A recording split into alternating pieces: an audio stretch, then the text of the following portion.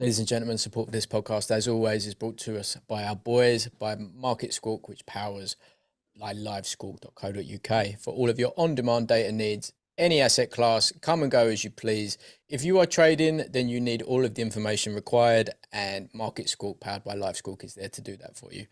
Our auxiliary is the wrong word, but our secondary sponsor for tonight is xbrain.co.uk, and as always, enter promo code FIGHTINGWORDS to save 20% of any and all Xbrain related products. We're joined tonight by a very, very interesting, I'm going to call him an interesting young man because he's much younger than I, Ezra Taylor, the Cannon. How you doing, man? I'm all right, man. I'm all right. Nice introduction. I like that one there. That's good. Listen, yeah, I'm good. Proper next gen vibes when we see you fight. Like when we see you, it's like everything is exactly what you want to see with an up and coming prestigious talent, fast, fun, talks well, looks the part, immense amounts of swag, always looking to do damage. Like what more can people want? You know what I mean? Like respect. No, it's true. You know what? It's true. You know, when you case in point. True. Like, when you're reading it off, I'm there like, oh yeah. Do you know what? No, that is me. Yeah, I do have a bit of that. I do it. Like, do you know if you ask me what I'm about, I wouldn't have said half of the things you said. But now when you're saying it, I'm like, yeah, do you know what? Yeah. That's exactly it. 100%. Man. I just, I feel like I've got a bit of flavor to my game. Absolutely. I'm just here to kind of just have fun and enjoy it, and I feel like that just comes out anyway. All those things you reeled off, it just comes out naturally for me. Yeah, and it really does. It does come off. You're there. It's fun. You're a natural fighter. You're like gifted for it, but you work your nuts off. Like we see the videos of you training. You're training all the time. Like you was even just saying, like even down to like the snacks that you're having. You're not rocking KFC like Eubanks Jr. You know what I mean? Like you're living the life of the highest. How did you start boxing? When did you start boxing? I started relatively late, to be fair. So I started when I was 15. I was really? in and out. And then I started getting moved up into the higher class. And then that's when I started getting beat up. So I started sparring, and I wasn't ready for that. I didn't have like a dad who was like, a champion before, or an uncle, or everyone was included within my family in boxing. Like I had no fighting people in my family, so I'm the only one who's kind of sprouted out of this. So yeah, when I got into boxing, I didn't even know what I wanted to do with it. So I didn't come through at 15 and say, yeah, I want to be world champ. I watched Mike Tyson and blah, blah, blah. I didn't know anything about boxing. So I went in there as a blank canvas, as you should say. And then I stopped. I started going to the gym at like 16 to 18. Yeah. And yeah, I put a bit of muscle on. The physique I have now is the physique I've had since I've been 18. And then I came back and I was like, yeah, I came back to turn over the people that were beating me up, put it that way. I just came to just sort them out. and then honestly, that's what it was. And then I did that, but then I started doing more as well, and I started really getting a passion for it. And then I'm here now. So are you from Nottingham and around those areas? Yeah. I mean, because like Nottingham's like like you never really think of it when you're from London, but Nottingham's a rough city. Like it's very polar. No, it is fucking rough, right? The boxing gyms. No, it's not. And like I said to you, like we've got Echo the Engine on tomorrow. We've had Lee Wood on a bunch of times. It'll be Echo second. Like the whole Nottingham crew. It's a real big uprising of the Midlands at the minute. And like you fly in the banner for the new gen coming through. You've just signed with Queensbury. You've had your first TV fight. Like it's a very, very exciting, interesting time to have you in. Yeah, no, 100%, man, 100%. But it's like, obviously, I had my TV debut on Godwin. It just went well. And Godwin, I'm gonna have much more performances, better than that going forward. But that was just, I enjoyed it, man. People were coming up to me like asking me, how is it on TV and this is that and this is that. Man, I was like, it's just the same. Like this doesn't make a difference with me because I've been grinding for years to get to this stage. So it's not like I blink and I'm here and I'm like, oh, what's happening? You know what I'm saying? I know what's happening because I've made it become a reality. Like, I've been working so hard to get here. So the TV and etc. and whatever, it doesn't play a part of me because I go in that ring anyway. And it's the same thing. I go in the ring every day and train. So TV or whatever it may be, audience, people there, it doesn't really matter to me because I'm still fighting one other guy that I have been doing for years. So yeah, it just feels much, if anything, it makes me feel more confident and more comfortable with these bright lights and, you know, the hype and etc. Because it's just how I envisioned it from when I started taking it serious. I was like, oh yeah, like, let's say for instance, the highest form of boxing, let's say you fight at MGM Grand or whatever, you're in Vegas, you're gonna have all these lights. It's gonna be the bright lights, the colors, the people there. All of this is what somebody envisions already when you want to start off as a boxer and you want to become a world champion. So these things here, it's just like small stepping stones for me. I'm thinking if I can't handle the pressure of being on TV with, let's say, 1,000 people in a crowd, with thousands of people watching at home, like where am I meant to be at? I'm not meant to be in the sport, or I'm not meant to be achieving what I'm looking to achieve. So yeah, man, I just relish in it. That's when, you know, the flavor comes out, I guess. You know, that's like, so what we have is a very common theme with a lot of fighters that are good enough to guest with us that are, I'll use Echo as a prime example. Echo is the best, right? Not only is he an amazing person, and it sounds like I'm sucking him off a little bit, he's a beautiful person, but also he's an amazing fighter. You're never going to see him in the opportunities that he deserves. And a lot of that is not only down to like his style, but he's not going to get on the mic and say one of the hottest prospects like what you had after, like a little bit of chat about Ben Whittaker. He's not that way inclined. He's not that way inclined to produce the content required to get the eyes in, to do all the stuff. Where I think someone like yourself, even if you don't want to do it, you understand that this is a necessity to build in your career, and you're not here to muck about. You're not here to, you know, be on the bill at some Telford leisure centre.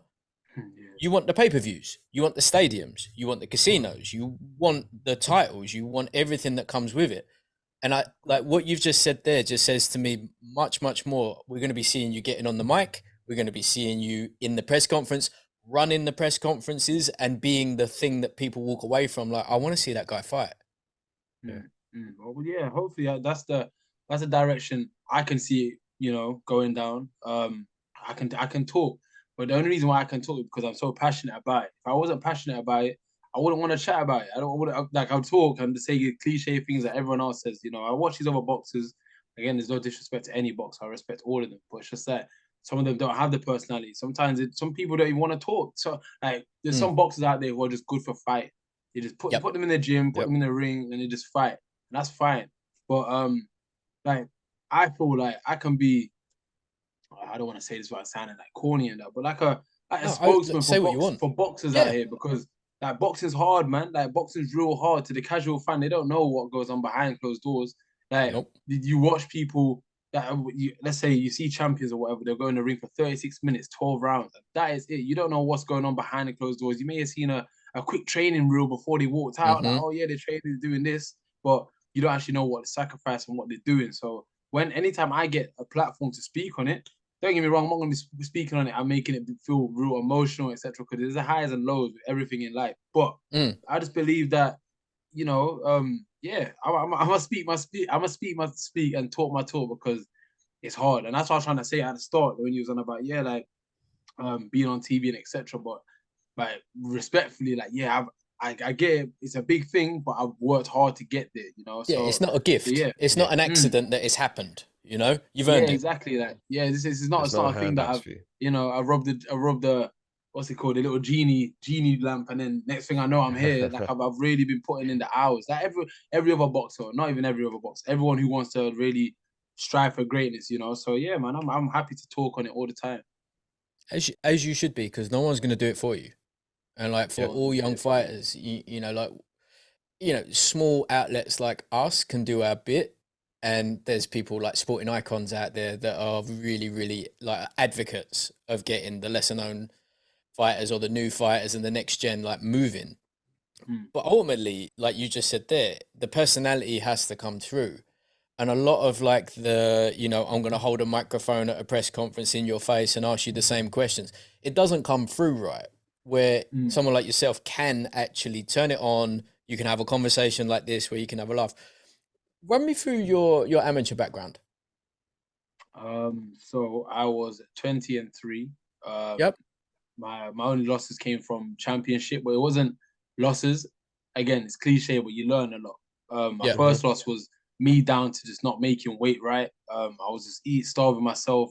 These things I'm happy I've made. I'm happy it happened at that stage. Everything happens in life for a reason and good timing. So that I learned from that obviously I need to sort out my diet because I was trying to make weight and I was just literally eating nothing all day, just trying to make weight and then not thinking that I'm fighting.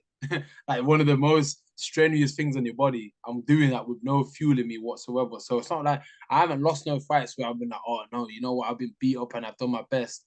So yeah, like those 3 losses, I learned a lot from it. But as you see that I'm talking about my losses, I'm not even talking about the wins. Like, they don't even count to me. Yeah, My wins are my you're talking wins, about the whatever. lessons.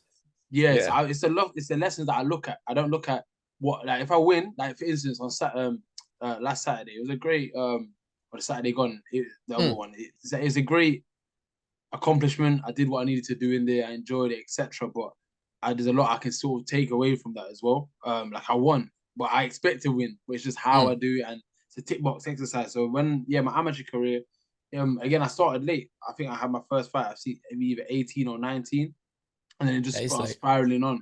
And my coach started putting me down for fights that on paper I was actually meant to lose. But he never used to tell me that. He never used to tell me the records of the people that I fought. I think my first fight was against someone who was like 2-0 with 2 knockouts. And again, not amazing record, but it's definitely a record that if it's your first fight, still for a knockouter to go in against someone that's had 2 bouts, that's a big difference. Exactly, yeah. And he won with stoppages, you know. So these things here, my coach, you know, we have a good relationship, a very, very good relationship. It's like a father-son relationship, and he knows how to work my mind and etc. Knows how I think. So he didn't tell me that until after the fight. So he was telling me, "Oh yeah, you're fighting another no bouter and etc." Because imagine if you tell a no bouter that you're fighting someone who's 2-0 and he's got knockouts or whatever, you'd be thinking, "Oh, this is crazy." But but yeah, no, I went in the ring and did my thing, and then after that, it was just that repetition of fighting these guys who I was meant to lose to, but then I'm winning, then I'm picking up these belts as well, which is looking, it's just like shiny things just to hold in the air, and they look good. And it was giving me a big confidence boost as well. And I think I got to about like 8-0, 9-0. And I thought I was the next best thing, and then I lost. Then my walls started crumbling. And I was thinking, what? I was thinking, wait, do I even want to do boxing anymore? Like I was crying in the changing room. I was in disarray, man. Like I couldn't really figure out what I wanted to do going forward because I lost, because I was in such a mad moment. But again, it happened for a reason. I had to step back, reevaluate, and say, you know what? I didn't have the mentality I have now, but I was able to think of it and think, yeah, champions lose, but it's just how they come back. So literally that's the ethos that I just carried on through my amateur career, and I did pretty well, to be fair. And yeah, now I'm here, man. Did you? I mean, because like this is Jesse's number one thing that he wanted to ask you about. What did you do with the areas? Did you just like unify the realm? Did you complete all areas? And it's just like, I am actually. You may as well just call me sire. Yeah. Essentially, that's what I did. It was mad how it started coming around. Like I said, these belts started coming, and then I realized like, I've got like 2 belts, and I got 3 belts at the same time. And then I had like these people around. So as you mentioned, Nottingham's small, East Midlands, that's the region. So, but my name started ringing bells in that region, like light heavyweight, and there's people who didn't want to fight me. Then I was trying to fight them just to get this belt or do whatever. And then so then I had to start. Like I went and got a West Midlands belt. And I was thinking, hold on. I was like, I had to keep my mouth quiet because I was like, I'm not even from the West Midlands. I'm not from here. But I'll take it. If it's going, I'll take 100%. It as well, because I couldn't really do anything else. So yes, and then I accidentally, purposely ended up getting that as well. And yeah, that's what it was. But obviously I was striving for more. I wanted to go to the GB team and go to the Olympics. And this was actually fueled by Echo. So when I started my boxing career, Echo was obviously, we started at the same club. I'm still at the same club. He's obviously done whatever else he's done. But when I came in, I used to watch him, and he used to be my icon. I'm a role model, because he's at the time he was at the GB team. I was watching him on TV doing what's it called, the WSB. So I'm watching him. I'm thinking, I need to. That's the route I want to go. That's the route I need to go. The route I have to go. I didn't see any other way.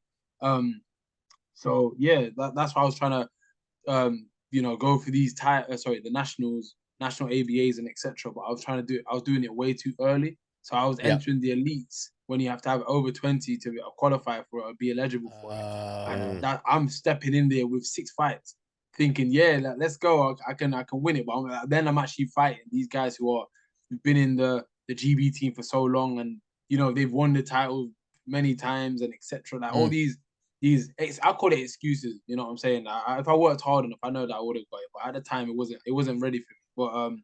But yeah, obviously, this is all fueled by Echo. Yeah. And then he turned professional, and then I started doing my thing in amateur, and then it's kind of the same type of journey, really and truly. Like I feel like I'm behind him in a way. But yeah, it's good to see him transition into professional and obviously do what he's doing now as well. It's great, and obviously you see Lee Wood as well. So it's a good time for me to come at right now. I'm gonna be honest, like him versus Conlon, like I'll get into arguments on our Instagram, right, weekly, regularly, like it happened. Like that is fight of the year. I don't want to hear it. Champion on his ass, flat, giving it the sun lounger in the first round, and then he punches the dude out of the ring in the last round to retain his belt when he's coming from behind. Come on now. It's mad. Fight of the year, knockout of the year. Yeah. And Lee, that there on its own is like a script from Creed or some shit. Yeah. A Cinderella Man style shit.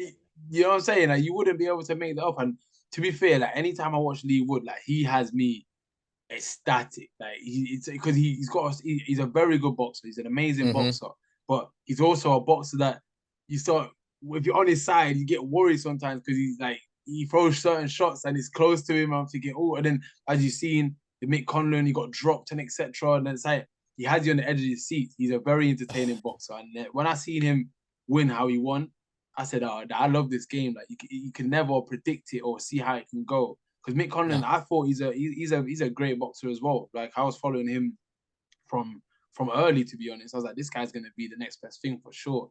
And I still think he is very, very good. But again, that fight was amazing. That to me was a fight of the year. I ain't seen a fight like that, to be honest. For sure, nothing can compare to that. So back to yourself, right? So you did 20 and 3. You've as we said, unified the realm, and then you turned pro. What was the thing that pushed you over and turned you over? You know what? This is a sad story. Well, to be fair, I got to You can't say this is a sad story with the smile on your face. I can say it now. Yeah. Okay, fine. But before I probably would have closed my laptop. I would have been out of it. I wouldn't even speak about it. But now I've got the balls to speak about it now, to be fair. But so I was in the national ABAs for the last time. I went up weight, so I was 86 kg at this time. Was kicking it off, and then I had a fight. Was it semi? I think I got seeded at the semi-final. No, sorry, the quarterfinals, and I don't know who I beat this guy with ease, and then I was into the semi-finals, and I don't know if you know, but the criteria to get onto the GB team is like if you fight. I think it's like if you fight for the semi-finals or fight in the semi-finals, and then or you get to the finals, you get a GB trial. Yep. So in my head, I was thinking, obviously, I was looking to win it, but I was thinking, I'm so close to getting to this the qualifier. And once I get to the GB trials, I'm going to smash it anyway. So I'm set. So long story short, my coach, I don't even want to say it. I don't even want to blame him. I'm going to blame both of us, 50-50. But we got the timings wrong on the weigh. Right. Okay. So, and what was most embarrassing about the whole situation is that I think the championships was in Harvey Haddon. That's in Nottingham, yeah, and that is literally I think probably about 2 minutes away from my boxing club. So I'm the closest one to this to obviously the championships. Everyone else is traveling from like Liverpool, London, staying over hotel. I don't need to do any of that because it's right on my doorstep. To the point that I was so close to my doorstep. BBC even made like a little article on me as well, like, oh yeah, the hometown boxer looking to win it and etc. etc. And that's how it was meant to go. But long story short, I thought the weigh-in was like I don't know, let's say like 12-1. Yep. I thought it was 12-1. It was like 10-11. So I missed the weigh-in, but I'm getting a phone call from Janet, who's like the East Midlands Mm-hmm. secretary. Like, oh, where are you? The weigh-in's about to close it like in 3 minutes. I'm saying, what, 3 minutes? I thought it's like at this time. She's like, no, it's about to close 3 minutes. You need to get here. I was like, how can I get here? It's not round the corner like that. But anyways, I'm Yeah. driving and I'm busting red lights and all sorts to try to get to this place. I get Completely there, weight drained as well, yeah? Yeah, I say that again. Completely weight drained as well. Oh yeah, Like, yeah. It was very unhealthy, very Yeah. very unhealthy what I'm doing. But I'm doing it anyway. So I'm driving around trying to get there. I get there. I've got my bag on my back. I'm running in. I'm speaking to these old officials and they're saying, "Nah, mate, you've been kicked out of the tournament because you didn't make it. You didn't make it in time." I'm begging them, like I'm pleading with them there and then. I'm saying, "Please, like I've Yeah. worked so hard. Like, this is what I've worked hard for like the last 5 years." And they say, "Nah, mate, sorry, you're out of the tournament." Like I've gone back into my car and I just broke down in tears. Like I can't, that's the last time I cried. Like I was breaking down in tears. Like I couldn't even drive my car because I was working so hard to get to that point there. And you know what makes it even worse? The guy who won the tournament, I've already beat him. That's bullshit. The guy who won the tournament, I've already beat him. Yep. So it just kind of broke my heart in a sense. I just thought, wow, all right, cool. Well, what do I do now? It's a message though, you know. Like like I know I don't look it, but I'm kind of a hippie these days. Look, that's a salt lamp. That, gosh. Oh yeah. You know what I mean? Cool. Harmonizing glow. I might even turn it on in a minute. Yeah. But those are the sort of things that are messages, right? And it's like at that point that it wasn't supposed to be. Now it's time to go pro. Now it's time to do damage. 100%, and that was it. That it took me a while to kind of surface away from that. Like I was wanting to go into a hole, man. I couldn't really focus or even think about boxing. It just wasn't on my mind because I was thinking, well, boy, I've sacrificed so much because it's not just like me just training. Like every job that I've gone into, I've gone in there and I've explained to them that I'm a boxer and I want to be a boxer. They're not hearing nothing. They don't care. They're saying, well, you're here to work, so you're here to work. So yeah, I work and I'm hopping from job to job and I'm quitting only based on, not because I'm not good enough or I don't like the job. I'm quitting based on you're giving me shift that doesn't accommodate training. Training's at 6 p.m. You're trying to put me on a 10 till 6. I'm going to miss training. So with that, I speak to them and then I quit. And then I'm jobless and then I'm trying to juggle, do whatever, then get a job. And this is all just to fund this amateur, I guess, not promised career of mine. So then, yeah, I get to this stage where I'm thinking, well, this is it. Once I get to GB team, I don't need to work. I don't need to do that. I can focus on boxing. It just didn't happen. But again, like you mentioned, man, I'm a big child of God as well. So I believe that everything happens for a reason. It's God's time with everything. Because if I took a different route, I wouldn't be here right now. And I believe this is the route that I was meant to have taken. And look, I'm here. I had my TV debut, and I'm doing this. I'm able to travel the world by doing things I love. You know, I'm still training. I'm just learning. I'm in a great space right now. So yeah, I thank those downs with the ups. And there's gonna be more downs in the future, man. But yeah, like messages, you can't ignore them. That's all I can say. You can't ignore them, and you have to look at them and say, yeah, this was meant to happen, regardless of how bad it was. And yeah, crack on, man. For sure. So now you've turned pro, 4 fights in. Was it 3 stoppages, 1 points? Fancied you wanted to let someone make it to the end. I understand that. You could have stopped him if you wanted. All good.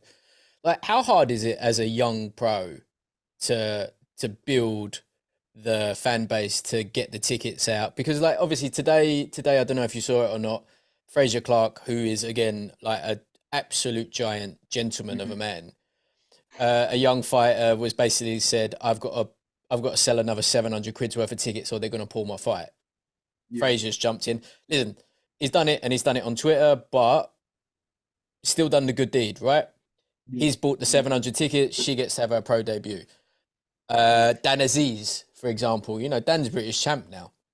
Dan used to tell me that he would put on every single seat in the arena that he would fight at a little flyer of him, because when his fight come on at like fucking either 1:30 in the morning or like 5:20 in the afternoon when there's no one there, the few people that were there did have something. They're like, oh, Dan Aziz.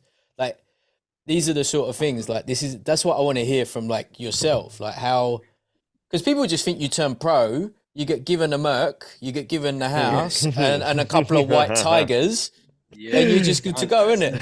That sounds nice. Yeah, that'd be amazing, man. But nah, it's far from that. And yeah, man, you know what it is? I was pretty blessed to have a good support network around me. Like in Nottingham, I had quite a few people who wants to come and watch me and support me. So again, when I turned professional, I was just learning on the job. I didn't really know too much. People used to say about tickets and this and that. So some people have it worse, some people have it better.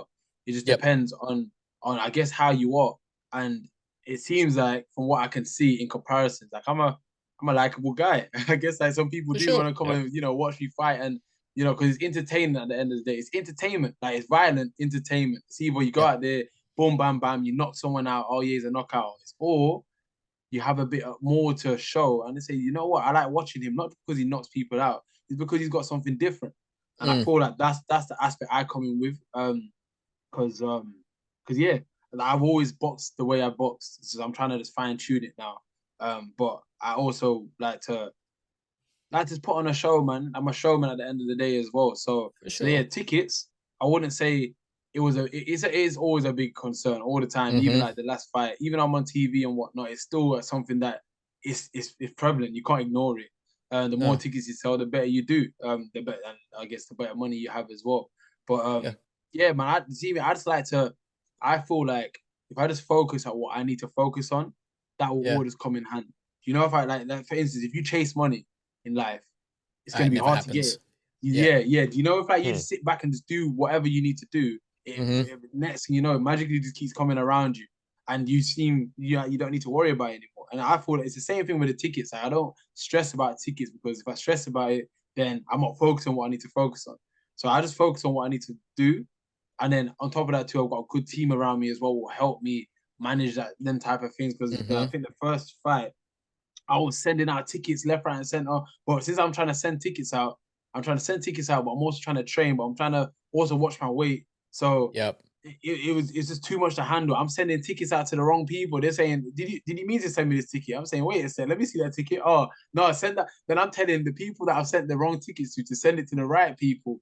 How unprofessional is that? And that's because I didn't know no better. I didn't know. No. But this is always the fascinating thing when like mates of ours have got fights coming up and they are literally selling the tickets and dropping off the tickets themselves. And it's like, hold on a minute, you're headlining on Channel 5, you're fighting for the British title, you're fighting, you know what I mean? Like, it weren't that long ago that Denz was doing the same thing, and like week before last he's out in Vegas fighting for a title, you know what I mean? Like, it's you see? it's madness. It's mad.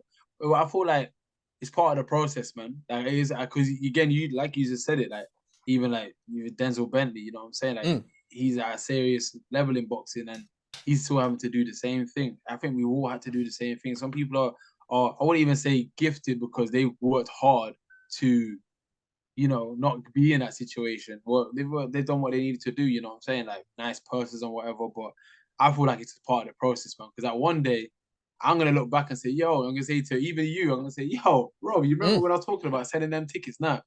I don't even care about tickets now. That it's gonna be that situation one day. So right now, I'm just enjoying it. I'm enjoying it, even if it's stressful and tickets. Because I'd love to sell tickets, man. I'd love the whole stadium, wherever I am, leisure center, or wherever it may be, to be packed out with just chanting Ezra, Ezra. Man. Like I love it. I love it. But again, it's not that time for me yet. So when it is that time, that's when I'll be like, yeah, man, this is the time. So, but even when I stepped out the other day, because I think my last fight was at, again, like it's funny you used to say, you said like 5 in the evening. My fight was at 5:20 last time. So there's about just a handful of people, and they were just my people in there. So it's very echoish in there and the rest of it. But when I'm walking out this time, I turn around to my boy and I say, there's quite a lot of people here, man. He's like, yeah, I know. I was like, flipping hell. It's like, it's a bit different. Bit of a jump up. It's like, you know what I'm saying? Yeah, it's like I wasn't really expecting it, but yeah, that's what it's gonna be like. Like if I continue to do what I'm destined to do, it's just gonna be that on a bigger magnitude. It's just gonna keep carrying on. So yeah, man. It's I enjoy everything about this boxing stuff, man. Even the people who rip you off, everything about it. It's boxing, innit? Like, I'm telling you, no, it's true, man. Like people that like to speak about stuff like that. People are here to make money. I get it completely. No one cares about boxes, and that's fine. But you need to understand that. The more you understand that, you can just actually enjoy the journey of becoming Yeah, a you world can't get champion. caught on cold feet. Say that Yeah. again, sorry. You can't get caught with cold feet if you know it's coming. You You know expect what I'm it. saying? Yeah. It's just Like part of the you get, game. yeah, Unfortunately, it's man. part of the game, but it is. It's part of it. It's been happening for years, man. Yeah. For ages, decades, probably. Like it's nothing new. So when I'm seeing all these things, and I try to live off a motto where I only want to learn of other people's mistakes. I don't want to learn. I don't want to make my mistakes. I'll just learn of other people's mistakes. So when I see and I hear these stories, I say, all right, cool. And then I go through it myself. As you know, I just say, all right, it's boxing. It's like it's professional boxing. Everyone's got their own type of spin or tail on it, but everyone goes through something in boxing, wherever it may be, your contracts or this and that, your promoter or your manager or your coach or this or that. It's just, yeah, it's boxing, and I'm here, I'm in it. So yeah, man, you just gotta enjoy it, I guess. Run me through, so it's still quite a decent topic, but for you, Ezra, 4-0, supplements wise, right? And then some people literally are like, yeah, I do fucking Maxi Muscle protein and that's it. Are you a supplement guy for a start? And if you are, how rigid, how researched, how, vigilant are you that what you're consuming is highest quality? Obviously, it conforms with all of the rules of the land, etc. Because we've all got mates that are doing some of that Latvian fucking Barocca and hoping for the best. You know what I mean? True. Me, no, I don't do supplements, man. I don't do it. And that doesn't surprise me. It's just. I'm funny enough. Today, was it the 29th of November? Like I passed my level 5 nutrition course, so I'm actually, yeah. So I'm clued up with what I put in my body. I want to be clued up because this is my body. My body's my vessel. Like I need to go in the ring and perform. Yeah, exactly. You know what I mean? You have one as well, so you gotta make sure that whatever you're having, it's right. And I look at food as fuel. You know what I'm saying? I don't look at food as just like, luxury. Maybe if I'm on holiday or chilling, when I'm training, I see it as fuel. So if I'm having these, let's say, these protein powders or whatever, and again, I'm not knocking anyone who's having it, but it's just, I don't know what's in that. Personally, it's synthetic. Why would I want to put something synthetic in myself? It doesn't make any sense. But I know I can extract protein from meat, or I can extract it from maybe nuts or whatever it may be. Once you have the knowledge, you can mix and match. You don't always have to just keep going for these protein shakes and have this and that because you don't know what the side effects are. I used to take them years back, but when I stopped, and like, don't get me wrong, when I was taking them, I can't say that it was a huge difference, but I can't say that it's magic, isn't it? You can never tell. Is it 0.5% better? Are you 5% better? Did I just have a good night's sleep, or was I just on it that day? You know what I mean? You know what I'm saying? Yeah, it's like a placebo in a way. And then but when I stopped having it, that's when I started actually feeling the benefits of not being on it. So then after that, like I'm very holistically in tune with my health. Like I have a lot of fruits, I have a lot of nuts. I drink that type of alternative to dairy and etc. Like I just try to be as pure as possible. So as clean as possible. That's it, as clean as possible. And it helps you perform better, man. Like, if I ate crap all week, I'm not performing well that next week, or I'm not performing well in the next couple of days. But if I eat clean, I perform well. I'm energized. I have a good sleep. I recover well. These things here, why would I want to knock it by having things that I'm not even in control of? So, and then again, that was one of the reasons why I did the nutrition course, because you go there and you'll pay whatever pay for a nutritionist or whatever, and you only know your body yourself. Why would you pay someone else to tell you what you're meant to have for your body? You're meant to eat. You could eat, like me. I could eat a brioche bun, and you could eat a brioche bun, and then I could be like, oh yeah, I'm full from that. Or you could say, oh yeah, that gave me some energy, but that's because your body's different to mine. So why am I going to ask you to your Rob? Let me throw £500 a month at you for you to Ezra, give me let's be honest, mate. Your body's very different to mine, mate. Yo, we both got hoodies on, man. We both look the same right now. So it's cozy boy season. That's why. Oh yeah, 100%, man. It's too cold for anything else. But no, I love that, man, because that's like a young Chris Algieri.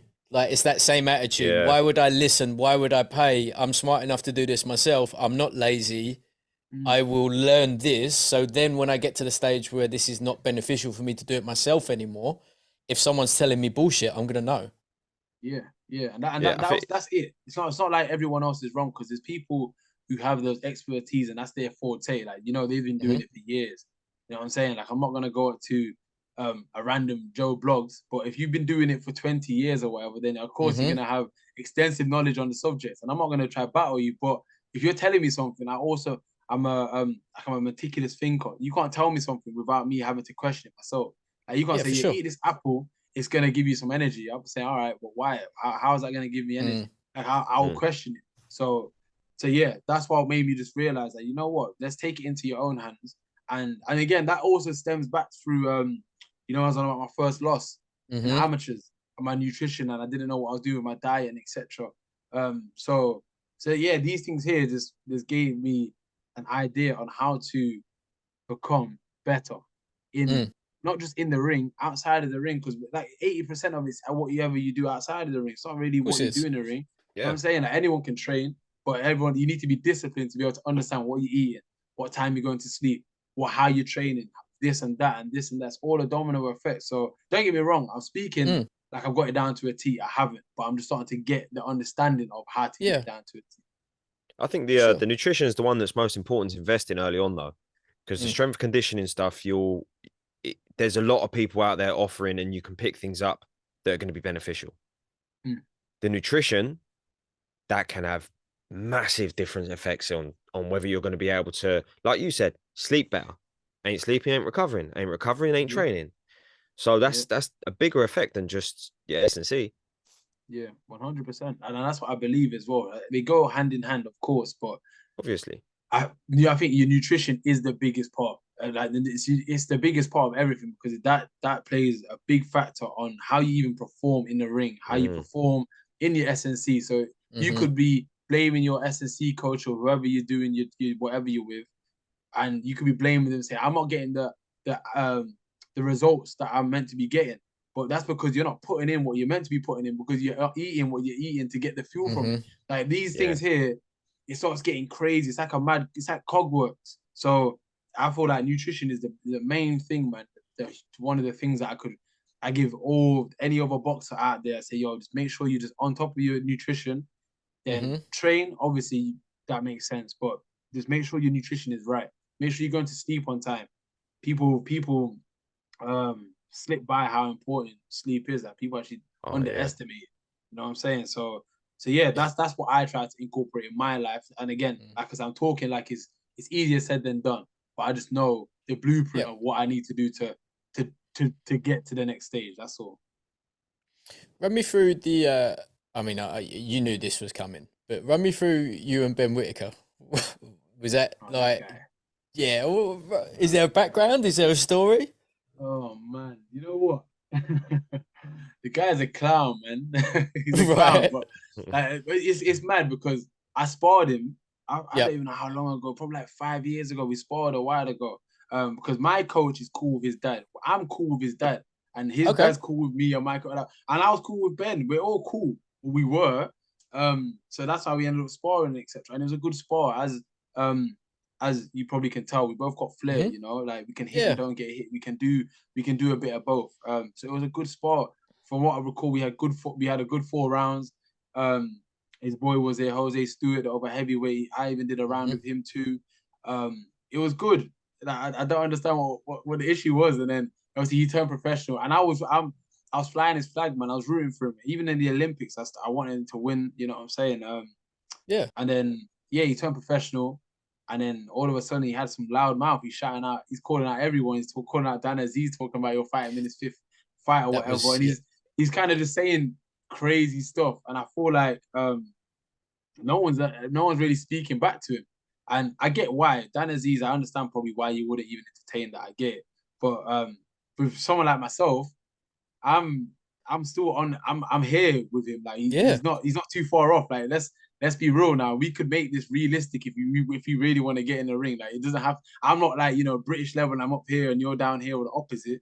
So so we had a good spar, and I think he went to someone mentioned my name to him on, I think, one of the Sky Sports blogs, and he was talking the Ben Whittaker talk, and but I'm not gonna allow him to talk whatever he's saying. So I'm saying, like, he's saying that, oh yeah, you jumped out of on round one, and I've got the camera footage and etc. And I said, all right, cool. If you have the camera footage, let me see Put it. it up. Put it up. Yeah. Put it up. But if not, let's be quiet. You do your thing over there because you're with whoever you're with. I'll do my thing over there, and we'll meet at some point. I hope we do. But yeah. And then after that, it just kind of spiraled. Obviously, he was at my fight the other day, and he's still going on with the same thing, and he's saying he'll batter me and this, that. Like me, I'm a respectful guy, man. I respect everyone. So I'm not gonna say I'm gonna batter him and that. Like, yeah, it'll be a close fight. I'll beat him 100%. But I'm not saying I'm gonna batter him. I don't do all that. You know, I'll work hard, I'll go in the ring and deal with him whenever I can. I hope that's sooner than later. I really hope that's sooner than later. That's all I can say. It's just a bit of an odd one because, like you said, you know, he had his debut, called out Dan Aziz. Then he's a very vocal guy, but then to go to British champion now to a what I would describe as a peer, right? You guys, like you said, you guys are at the same level except for, from Ben's perspective, because he's an Olympian, he had a lot of momentum and push around him. Of course. So for him then to turn and start talking Ezra, it doesn't really make sense because 10 seconds ago you were punching up. Now you're punching on your level, and it makes no sense for you guys to fight. The earliest that you guys should fight would be for a British. Yeah. From a fan perspective, I wouldn't want to see you guys fight for anything less than a British. And to be fair, yeah, I hear what you're saying, and my team says the same thing. Like, it has to make sense, and his team probably says is probably thinking the same thing. But as a fighter, as Ezra Taylor, I will fight him tomorrow. Just because you're kind of disrespecting what's happening behind the backgrounds. Like we all had mutual respect here, but the way you're going on, you're kind of disrespecting what's happening. So, and I'm real. I'm not into this. He's good for the media. He's very good. You need someone like him in boxing. It's good, man. He adds a different something to it. He's got a bit of panache as well. So it's good to have him there. But I'm not gonna go to the media and say, oh yeah, this, that, and this is that. Like, I'm not that guy. He is that guy, and that's fine. Everyone's got their roles in life. But my role is to push my fist through his face when it's time. Other than that, I'm not trying to, talk too much. But yeah, we'll see, because he's gonna have his next. I don't know what I think he was injured or whatever. And now he's getting back, so we'll see what he's doing. But I'm gonna be busy this year or next year. Sorry, and I'm gonna be getting experience from inside the ring on fight night and outside of it as well. I'm doing what I need to do. So yeah, man, whenever we do meet each other in the ring, it'll be a very good fight. I'm not naive to say that 100%, but yeah, I just know the outcome in my head anyway. For sure. Run me through your top in the division. Obviously, Beterbiev and Bivol. Who would you, if them two fight? Who are you going for? Oh, Bivol, man. Bivol. See, I'm Bivol too on that one. And what like about Arta. If it's within, for me, if it's within the next, say, year and a half, I'm gonna still be Beterbiev. But after that, there's no way he can sustain that at the age he's at. I mean, even 38, he's 38 now. 38, yeah, but still dangerous. Still dangerous. Yeah. But it's like, you see what it is. I've got like a formula in a way, and I feel like technical boxers beat every other boxer, regardless if you're strong, you're powerful, if you're a banger, if you're a technical boxer, you beat everyone, and you see it. Like, the proof's in the pudding. Mayweather, you got Andre Ward, you got Usyk. These are great, technically minded boxers that have beat the best, the pressure fighters, the southpaws, whatever they may pose that day or that night, they've dealt with it. So, and Bivol, I just like his style because it's a hit and don't get hit style, European style, but he does it down to a T. Usyk has got something similar to that as well, and you've seen it get demonstrated against AJ. Like, he's hitting and he's moving. You know, when people hit and move and they can synchronize both of their legs and their hands together like that, just like Bivol, just like Usyk, it's crazy. You don't, like, you'll be in the ring and you won't have any answers. That's what I believe. So what they do as well, like Bivol, I was just going to say, what they do as well, much more Usyk and Loma than Bivol, but as they'll shift to the opposite stance whilst throwing a punch and then shift back in, and it's just like you're getting punched and moved out the way of and spun and punched again in one motion, and you're like, what the fuck was that? It's Excuse my crazy. language. And it's mad because they can sustain it from round 1 to round 12 and Yeah. without it faltering. So it's not like they're doing it and they get tired and they have to stop. They just keep doing it. They're relentless with the pressure, but the pressure isn't walking forward like this. The pressure is miserable. You're getting cooked. Tap it. Yeah, you're getting cooked. You're getting seasoned, and they're not even gonna put you in the oven. They're just gonna leave you seasoned on the side, and that's just what they're turn doing. it up whenever they want. I'm gonna char you now and, for a bit, and then I'm off. Yeah, and that bit is demoralizing. Like getting beat 12 rounds like that, and that's why.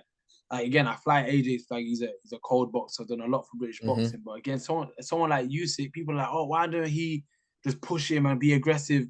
But I don't think people understand how hard it would be to be aggressive against someone like Usyk, because when he's doing so many things in your face, he's feinting, then he's moving to his right, then he's moving to his left, but his upper body's going to left, his feet are going right, but then he's hitting you at the same time.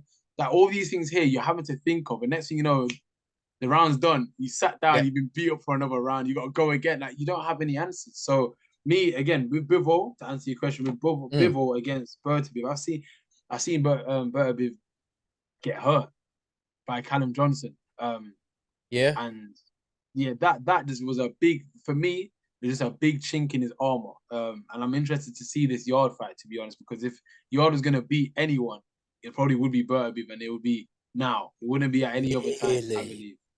Yeah, I believe Speak on that, because I can honestly see Yarde doing not very. You know, I said to Jess the other morning, I could see Yarde dropping Beterbiev, and then unless Yarde has a silver cross, a crossbow, and the healing power of prayer, Beterbiev is doing work, right? The Yarde fight, I think, is going to be similar to the Gvodic fight. You think? Where Gvodic was boxing well. And clearly winning, and even put Beterbiev down. But Beterbiev isn't just like a thudder, is he? He is technically sound. He's one of them. His footwork and his angling is just weird as well. It's like that old school Soviet pendulum step out left, pendulum step out right. Like, what the fuck's going on?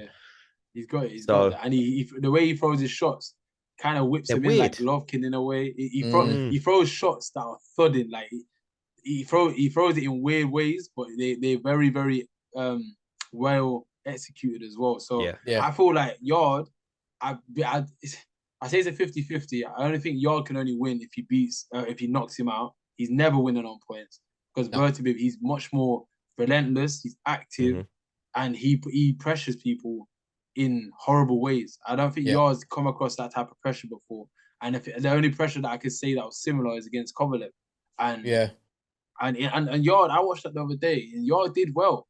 He definitely did well. He definitely did well, but I just feel like Kovalev and Beterbiev, they're kind of different people. I think Kovalev, he's a good boxer. I think he's more of a boxer than a heavy hitter, and he breaks people down. But with Beterbiev, he breaks people down, and I just don't know if he breaks people down bad. I just don't know if Yarde will be able to sustain that from round 1 to 12, especially with the style he has as well. He's not really, he doesn't break people down as much. No. Sorry, take it back. He does, but he doesn't at the same time. Not like he does it in like smashing, grabbing 1, 2, 3 shots. 1, They're 2, not. 3. It's not like he's not in he's not at 70%, and then he'll burst up to 100 and go back down to 70 and stay that way. He is 100-0, 100-0.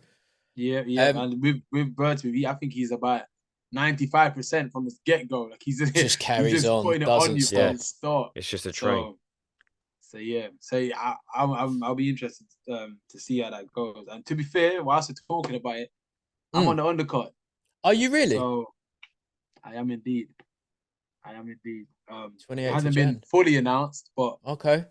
Yeah, 28th of Jan. Well, then Ezra, we may be seeing you there, because I'm doing what I can to get there. Yeah, that'd be great, man. I'll be doing my thing as well. I don't know if I'm going to steal the show, but I'll definitely do my bit.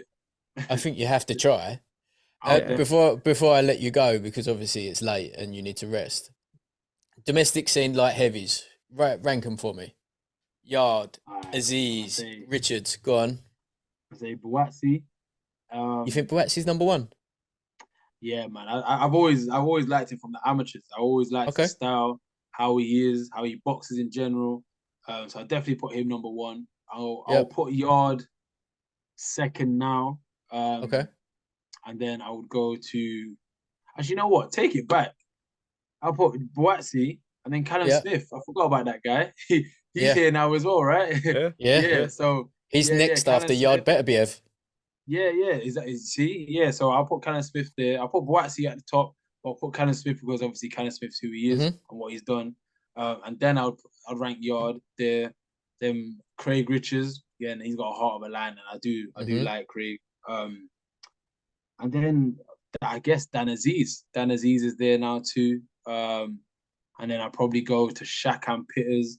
And then then the rest, it stops. They all can fight for that sort of that spot. That spot. But that's how I'd rank them at the moment. It's starting to kind of fizzle out. I feel like a year or two back, it was thriving. It was kicking off. It was hot, wasn't it? It was kicking. Light heavyweight was molten. Yeah, and I still think it is. I still believe it is. But I look at the people now.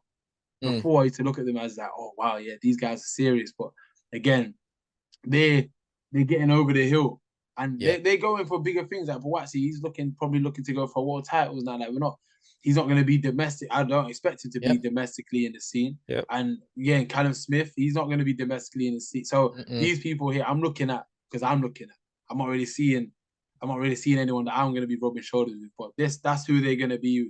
That's who's going to be obviously going over the hill. And then man, make way for me. Tell you what, people sleep on Lyndon still. Lyndon Arthur's no joke, and I think he's going to be like an absolute sleeper and just start causing real problems. Yeah, no, Lyndon's my boy, man. He's my boy. And you know what? I want big money on. I think I probably shouldn't be saying it, but you can say it. I don't know how it goes with like boxers betting on boxing. I don't know about all that. But, I think as long as you're not betting on yourself to lose, you're all right. I think that's. I mean, obviously cool, that would be not good. Yeah, I'm never doing that. I want big money because I put down when the Yarde and Arthur fought. I put down that Arthur was gonna win on a split, and he did. Just because I just believe it because I knew Arthur from amateur. I knew Arthur before I knew about Yarde, and Yarde had Arthur obviously had that GB pedigree that he was on a GB team that I've been eyeing up for so long. So I used to look at him and Boatsy. That's probably why I rate them so. I rate them wholeheartedly. So I had a feeling that he's gonna take him to 12 rounds and he's gonna win on points. I didn't know he was gonna win just off a jab, but I had a feeling he was gonna be able to give him a boxing lesson in a way, and he did, man. Like even though it was a split or whatever, he really did. I thought it was a very kind decision, to be honest. I thought Lyndon like comfortably won. Yeah, I believe so as well. But you know how boxing goes. But like I feel like he's definitely still got potential to do things. I feel like he'll probably be simmering under, let's say, he should get to a stage where he can contend for a world title. Put it that way. Yep. He should be underneath. I guess Yarde. He definitely should be underneath Yarde. I don't like how what's happened to him is happened to him. But man, he's definitely an underdog. People forget about him now, but he ain't no one to forget about. He really ain't. I think we'll call that there, mate, because you've absolutely and utterly destroyed it. So 28th of Jan, see you back out. Yes. Looking forward to it on the Yarde Beterbiev pay-per-view. Mate, thank you so much. Absolutely, absolute legend. Thank you so much for joining us. Thanks for your time, champ. Thank you for your time, man. I appreciate it. All right, man. We'll speak soon, yeah? Yeah, man, definitely. Take care. Have a good one, man. Bye.